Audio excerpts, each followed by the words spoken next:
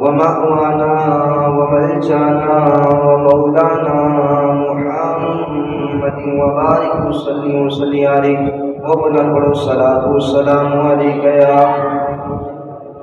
يا رسول الله وعلى آلك وأصحابك يا حبيب الله الصلاة والسلام عليك يا رحمة للعالمين وعلى آلك وأصحابك يا خاتم النبيين الصلاة والسلام عليك يا محبوب رب العالمين وعلى آلك وأصحابك يا خاتم النبيين.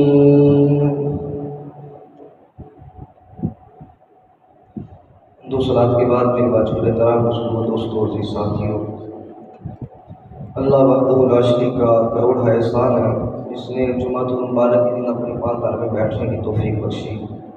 واہ کہ وحدہ لا شریک اس مقدس مہینے کے توسل سے ہماری صغیرہ کبیرہ گناہوں کو معاف فرمائے. اللہ رب العالمین اس مہینے کے توسل سے ہماری مشکلات کو آسان فرمائے، ہماری پریشانیاں دور فرمائے، ہماری زندگی میں خوشحالیاں نصیب فرمائے.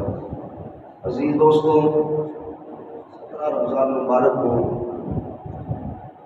وہ مبارک دن ہے جس میں کچھ ایام آتے ہیں اس پاک مہینے میں. 17 رمضان المبارک کو اسلام کا سب سے پہلا معرکہ اسلام اور کفر کی ٹکر ہوئی تھی، جس میں اللہ تعالیٰ نے مسلمانوں کو فتح عطا فرمائی تھی، جسے اسلام میں غزوہ بدر کہا جاتا ہے. یہ وہ معرکہ تھا کہ کفر آج تک بدر کا نام سن کر کانپتا ہے. اس مہینے میں اللہ تعالیٰ نے مسلمانوں کو بہت بڑی فتح نصیب ہوئی. یہ پہلی اسلام کی جنگ تھی. مسلمان جب ہجرت کر کے پس منظر آپ تھوڑا سا اپنے خیال میں رکھیں. نبی پاک علیہ السلام کے حکم سے نبی پاک علیہ السلام اور سرکار علیہ السلام کے غلام ہجرت کر کے جب مدینہ طیبہ آ گئے، کفار تو پہلے بھی مسلمانوں کو بڑی تکلیفیں دیتے تھے، لیکن اللہ کا حکم آیا تو سرکار علیہ السلام مدینہ طیبہ تشریف لائے. نبی پاک علیہ السلام اپنے غلاموں کے ساتھ مدینہ آئے تو کفار نے پھر حرکتیں شروع کی، پھر مسلمانوں کو تنگ کرنا شروع کر دیا اور مسلمانوں کو طرح طرح کی تکلیفیں دیتے. کئی دفعہ ان کے منہ پر بکریاں چوری کر کے لے جاتے. وہ میں کہتا ہوں کوئی بندہ چپ ہو نا، کوئی بندہ چپ ہو تو سامنے والا بندہ بولنے والا اس کو کچھ دل سمجھنے لگ جاتا ہے کہ یہ شاید ڈر رہا ہے میرے سے، میں کچھ کہہ رہا ہوں شاید میری ہمت اس پر بات کاری ہوئی ہوئی ہے، یہ مجھ سے ڈرتا ہے. حالانکہ ایسا نہیں ہے. سرکار علیہ السلام اپنے غلاموں کے ساتھ مدینہ طیبہ میں تشریف فرما تھے. قریش مکہ مدینہ طیبہ میں آ کر مسلمانوں کو گھر میں آ کر تکلیفیں دیتے، بڑا برداشت کیا. کبھی ان کے قافلے لوٹ لیتے، کبھی سامان لوٹ لیتے، طرح طرح کی تکلیفیں دیتے. نبی پاک علیہ السلام 15 سال تک اعلان نبوت فرمانے کے بعد 15 سال تک سرکار علیہ السلام خاموش رہے. تو سرکار علیہ السلام صلح والے نبی ہیں، صلح کرنا پسند سمجھتے ہیں، لیکن کفار نہ ڈرے. کفار نے جب حد کراس کی نا، ان کا ایک قافلہ جناب ابو سفیان جو ایمان نہیں لائے تھے. پہلے عرب میں یہ رواج تھا کہ سال کے بعد تجارت ہوتی، ایک ہی بندہ ساری تجارت لے کے جاتا، سارا سامان لے کے جاتا. ایک بندے پر ان کو بھروسہ ہوتا، سارا سامان کو لے کے جاتا. وہ ملک شام سارا سامان بیچ کے آتا تو واپسی آ کر ساروں کی جب اکٹھی تجارت ہوتی، ایک ہی بندے کی ذمہ داری ہوتی، وہ سارا بیچ کر واپسی آ کر لوگوں کو نفع دے دیتا. کفار مکہ کا یہ قافلہ، یہ تجارت والا قافلہ ملک شام جا رہا تھا. جب اس سے واپسی ہوا ہے نا، یہ سرمایہ لے کر، یہ نفع لے کر واپسی آیا تو نبی پاک علیہ السلام کو خبر پہنچی. سرکار نے فرمایا صحابہ تیاری کرو سب، یہ ہمیں بڑی تکلیفیں دیتے ہیں. آج ان کے قافلے کو روکتے ہیں تاکہ ان کے دل میں احساس پیدا ہو کہ ہم مسلمانوں کو تکلیفیں دیتے ہیں، مسلمان ہماری تکلیفیں برداشت کرتے ہیں، اور یہ نہ سمجھے کہ یہ کمزور ہے، بلکہ آج ان کے قافلے کو روک کر ان کو بتاتے ہیں کہ ہمارے بازوؤں میں بھی طاقت ہے. ہم بھی یہ چیز جانتے ہیں.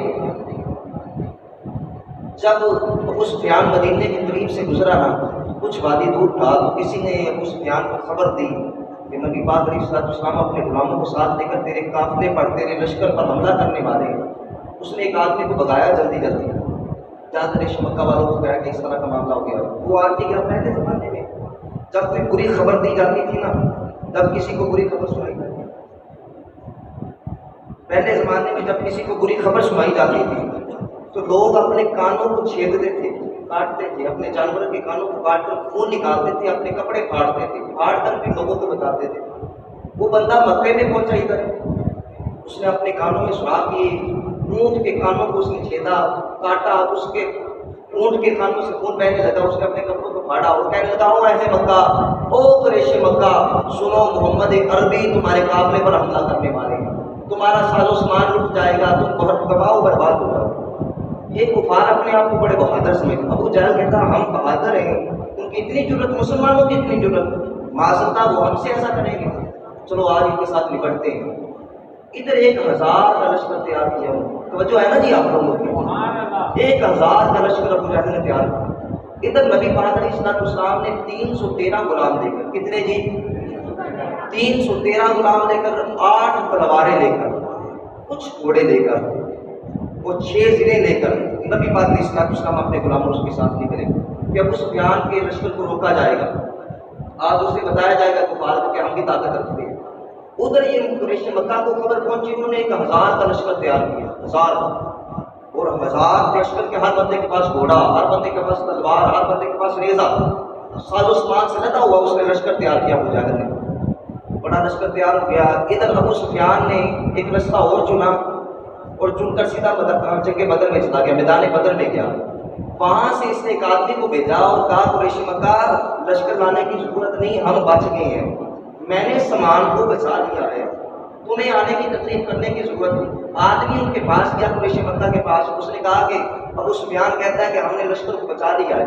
میں آپ کو پس منظر سنا رہا ہوں تھوڑا سا کہ ہم نے سامان کو بچا لیا ہے، اب تکلیف کرنے کی ضرورت نہیں، میرا قافلہ بچ گیا ہے.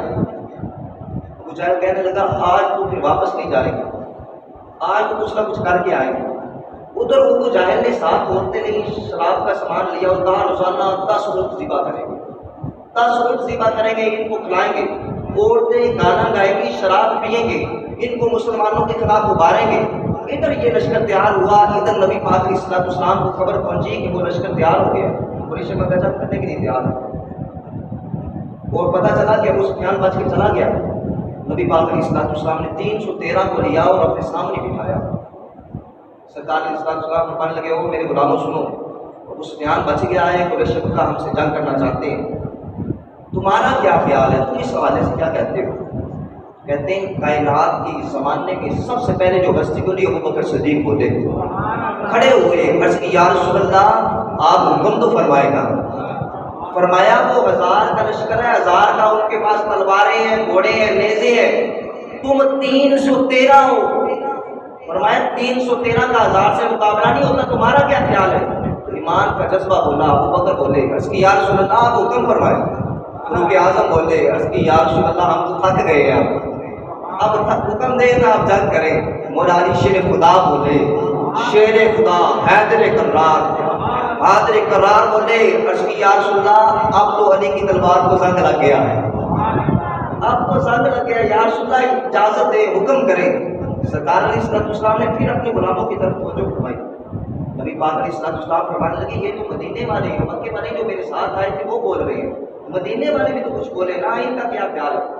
حضرت ابو عبیدہ بھی جنا کھڑے ہوئے، محبت سے بولے گا.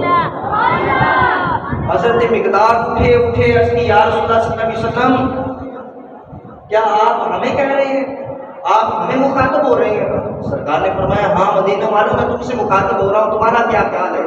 کیا خوبصورت الفاظ ہے، کیا حسن ہے، کیا انداز ہے. حضرت مقداد بولے عرض کی یا رسول اللہ ہم موسیٰ علیہ السلام کی قوم کی طرح نہیں کہ وہ من سلوا کھاتے تھے. جب موسیٰ علیہ السلام نے جنگ کرنے کا اعلان کرنے کا جنگ کا حکم دیا اور اپنی قوم کو، تو قوم کہنے لگی ہم تو من سلوا کھانے والی قوم ہیں، آپ حکم فرمائیں. آپ یا رسول اللہ اس قوم نے تو کہا تھا اے اللہ کے حبیب کہ آپ لڑیں یا موسیٰ آپ لڑیں یا آپ کا رب لڑے، ہمیں لڑنے کی ضرورت نہیں، ہم تو منصلوہ کھانے والی قوم ہیں. اللہ کے حبیب آپ حکم فرمائیں، حکم فرمائیں، ہم تو دریا میں گھوڑے ڈال دیں گے، ہم تو دریا پار کر دیں گے. اللہ اکبر. ایک غلام بیٹھا نبی پاک خوش ہو گئے. خوش ہو گئے اللہ کے نبی. حضرت سعد بن عبیدہ اٹھے, مدینے والوں میں سے حضرت سعد بن عبیدہ اٹھے, عرض کی یا رسول اللہ, اے اللہ کے نبی آپ ہمیں مخاطب ہو رہے ہیں, کس سے لڑنا ہے؟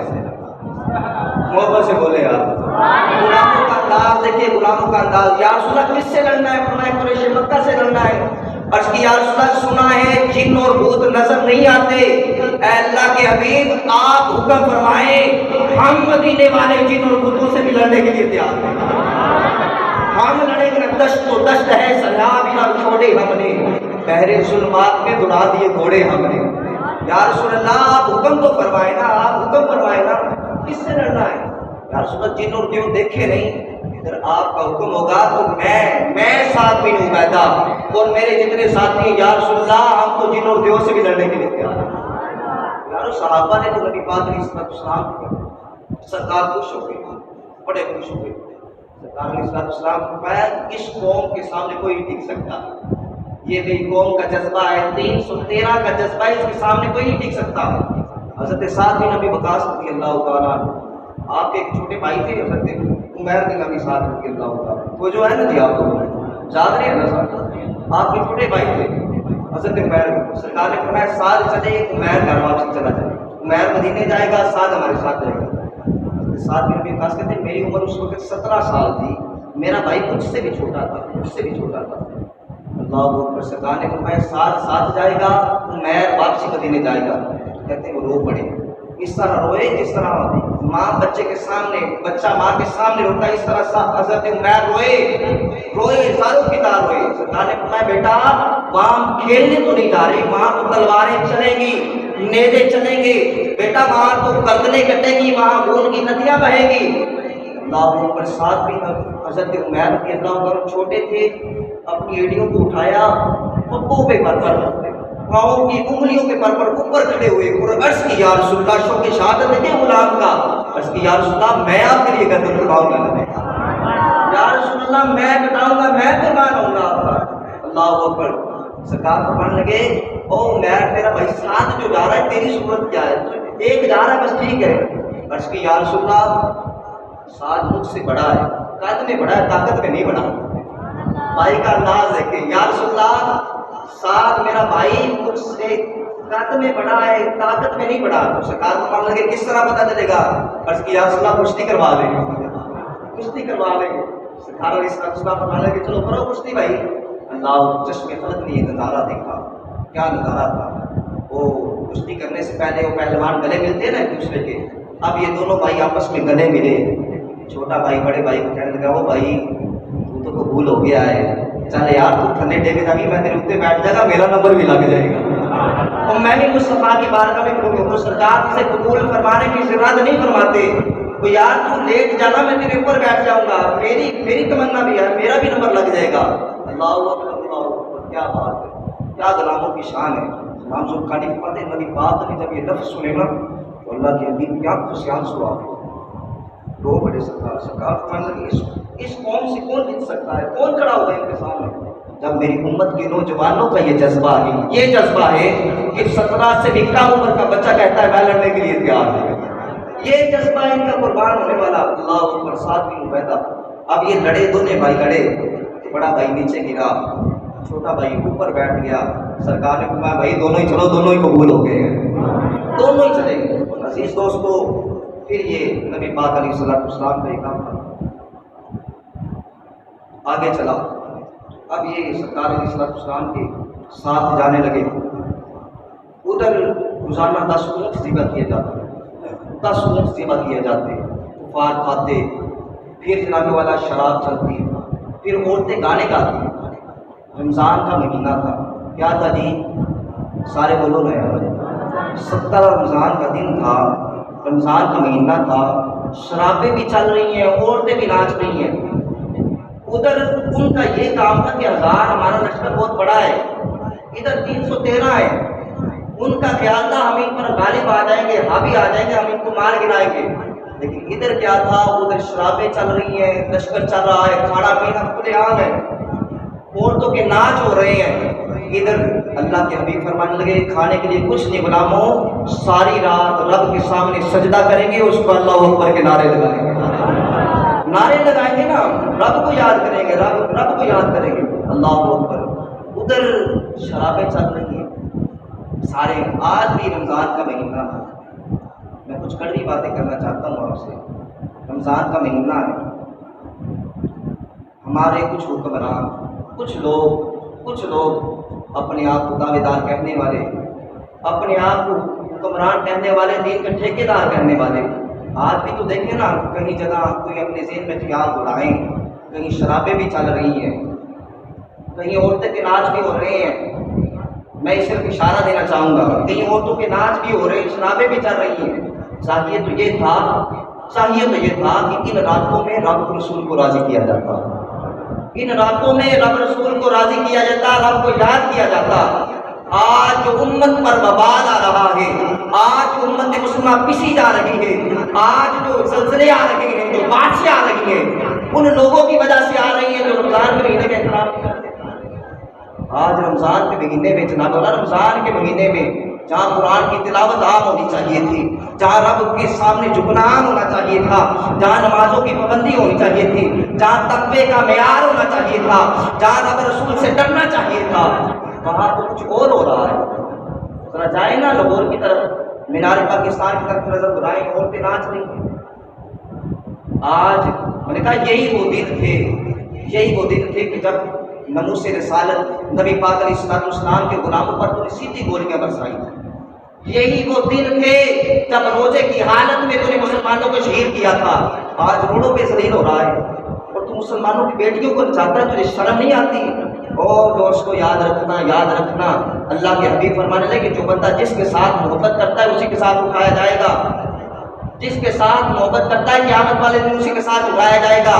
تو پھر اپنی محبت کا معیار رکھے، اپنی محبت کا معیار رکھے، اس بندے سے محبت کرے جو رب رسول کو راضی رکھتا ہے، جو رب کے قرآن کی تلاوت کرتا ہے، جو اللہ کے احکام کا پابند ہے، اس بندے سے محبت کریں، اس بندے سے نفرت کریں، اس بندے کو ذلیل و رسوا ہوتے دیکھیں گے جو رب رسول کی نافرمانی کرتے ہیں۔